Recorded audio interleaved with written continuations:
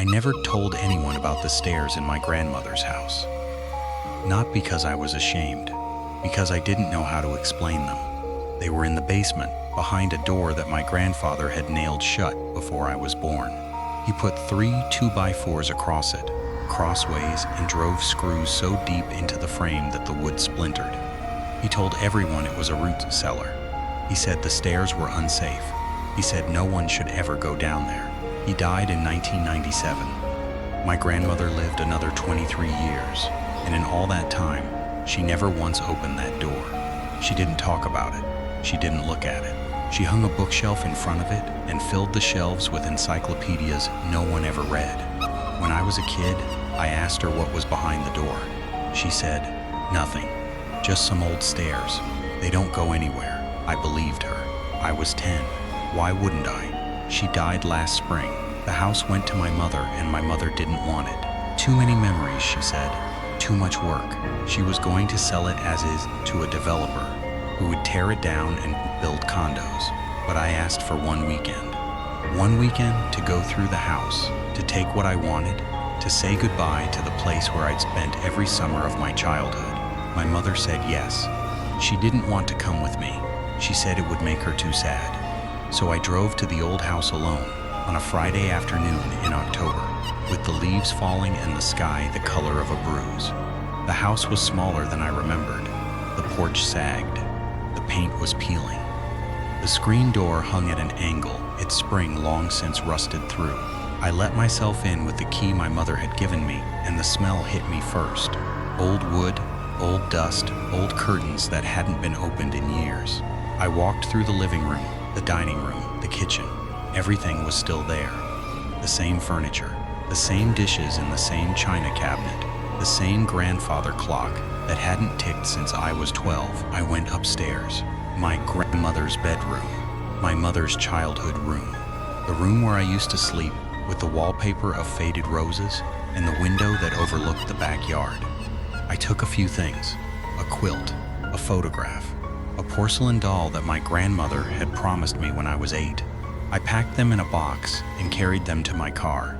Then I went down to the basement. The stairs were steep and narrow, the kind that creak under every step. The basement was unfinished, concrete floor, exposed joists, a single bare bulb that flickered when I pulled the string. It smelled like canned goods and mouse droppings and something else, something sweet, like honey left in a jar for too long. I walked past the old freezer, past the shelves of pickled vegetables my grandmother had canned in the 80s, past the washing machine that hadn't worked since the Clinton administration. And there it was. The door, the bookshelf was still in front of it. The encyclopedias were still on the shelves. I pulled the bookshelf away. It was lighter than I expected, easier to move, like someone had been moving it regularly. Despite my grandmother's protests, the door was old. Oak, probably darkened with age. The 3 2x4s were still there, still nailed across the frame. But the screws had been removed. The boards were held in place by nothing but friction. I pulled one off, then another, then the third. The door had a brass knob. I turned it. It wasn't locked. I opened the door. Behind it were stairs. Not old stairs, not basement stairs. They were new, or at least newer than the house. The wood was pale, unfinished, unsanded. No splinters, no dust, no cobwebs. They went down, not far. I could see the bottom from where I stood. Maybe 12 steps. They ended at a concrete floor. No door, no room, just a floor. I stepped onto the first stair. It didn't creak. I stepped onto the second. Nothing. Third, fourth. I reached the bottom. The air was cold down there, colder than the basement. I could see my breath. The concrete floor was smooth, unmarked, poured recently. There were no walls, just the stairs behind me and darkness ahead. I took out my phone and turned on the flashlight. The beam cut through the dark. I expected to see a foundation wall, maybe a crawl space. Instead, the beam kept going and going. The darkness stretched ahead of me like a tunnel, wide enough for 2 people to walk side by side, tall enough that I couldn't see the ceiling. The floor was concrete. The walls were concrete, but there was no end, just a long, straight corridor, sloping gently downward, disappearing into the black. I should have gone back up. I know I should have. But the air was cold and sweet, and the tunnel was quiet, and I could hear something. A sound, far away, low and rhythmic, like breathing, like someone was sleeping at the other end. I walked. I don't know how long I walked. Minutes, hours. My phone's flashlight stayed bright. The corridor stayed the same. Concrete floor, concrete walls, gentle slope. The breathing got louder, deeper. It wasn't the breathing of a person. It was the breathing of something large, something that filled the space. I started to see things on the walls. Carvings, not graffiti, old carvings, deep and deliberate. Symbols, spirals, shapes that looked like eyes. They covered the concrete from floor to ceiling, thousands of them, carved by hands that had been at this for a very long time. I touched one. The concrete was warm in a tunnel that should have been freezing. The breathing stopped. I stopped too. I held my breath. The silence was total. Then a voice came out of the dark, not from ahead, from all around. From the walls, the floor, the air itself. It was deep, so deep that I felt it in my bones more than I heard it in my ears. "You came back," it said. "I knew you would. They always come back, even when they forget, even when they seal the doors. You come back." I wanted to run. I wanted to scream, but my feet wouldn't move. My voice wouldn't come. I stood there, frozen, as the darkness ahead of me began to shift, to churn. Something was moving in it, something huge. "I knew your grandmother," the voice said, "and her mother, and her mother's mother, all the way back, all the way to the first one who built the stairs. She thought she could bury me. She thought if she poured enough concrete, if she built enough walls, I would stay down. But I don't stay. I grow, I reach, and I wait."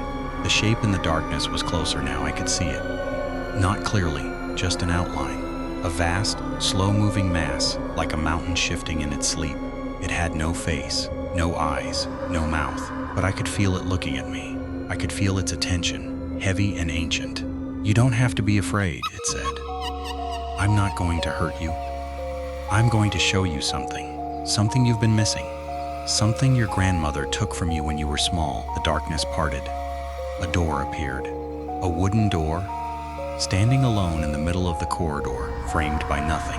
It was the same door I'd opened upstairs, the same oak, the same brass knob. I walked toward it. I didn't want to. My feet carried me anyway. I opened the door. On the other side was my childhood bedroom, the one in my parents' house, the one with the blue walls and the bunk beds and the poster of the solar system on the ceiling. I was in the bed. I was 7 years old. I was crying. My grandmother was sitting beside me, holding my hand, telling me to be quiet. "You saw something," the voice said. "When you were 7, you came down to the basement. You opened the door. You walked down the stairs, and you saw me. You saw me, and you screamed, and your grandmother came running. She carried you back upstairs. She put you to bed, and she told you it was a dream." I watched my 7-year-old self cry. I watched my grandmother stroke my hair. I watched her lips move. She was saying the same thing over and over. "It was a dream. It was a dream. You didn't see anything. You didn't see anything? But you did see," the voice said. "You saw me, and I saw you, and I've been waiting ever since. For you to grow up, for you to forget, for you to come back." The vision faded. The door closed. I was back in the corridor, standing in front of nothing, my phone shaking in my hand. "Your grandmother didn't seal the door to keep me in," the voice said. "She sealed it to keep you out, because she knew. She knew that if you came back, you wouldn't leave. Not really. You would stay. You would be like me, down here, in the dark, growing." I turned and ran.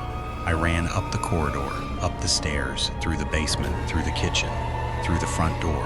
I didn't stop until I was in my car, the engine running, the doors locked. I drove away without looking back. That was 6 months ago. I sold the house. I moved to a different city. I tried to forget, but last week I was cleaning out my garage and I found a door I had never seen before. It was in the back wall, behind some old boxes. Wooden, oak, with a brass knob. I didn't open it. I nailed it shut. I put the boxes back this morning. I woke up because the floor was cold. Not cold like tile, cold like concrete. I got out of bed. My bedroom floor was concrete. My bedroom walls were concrete. I was in the corridor. The corridor with the sloping floor and the carvings and the dark. I ran to my bedroom door. I opened it. It led to my living room. Normal. Hardwood floors. Sunlight through the windows. I stepped through. The concrete floor vanished. I was home. But the door in the garage is still there. And last night, I heard breathing coming from behind it. Deep. Slow. Patient. I'm not going to open it. I'm not going to go back. But I know I don't have a choice. The corridor isn't under my grandmother's house anymore. It's under every house, under every floor, under every place I stand. It's been there my whole life. I just didn't know how to find the door, until now. I'm telling you this because I think you have a door too. A door you've nailed shut. A door you've hidden behind bookshelves and encyclopedias and the busy noise of your daily life. But it's still there, and the thing behind it is still breathing, still waiting, still growing. Don't open it. Don't go down the stairs. But if you hear breathing in the dark, if you feel a cold draft from a door you thought was sealed, don't pretend it's nothing. It remembers you, and it's very, very patient.